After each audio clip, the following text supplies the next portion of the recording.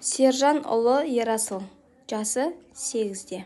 Сабаққа келгеніне 4 сабақ болды, өтілгеніне. Бірінші таңда постановка, одан кейін оң қол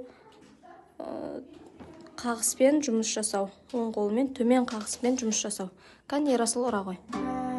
2, 3, 4. Молодец. 1, 2, 3, 4.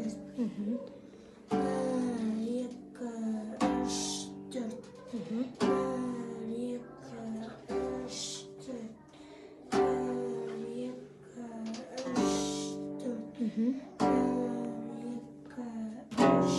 4. Тастаймыз. Білек буын өте бос тұру керек.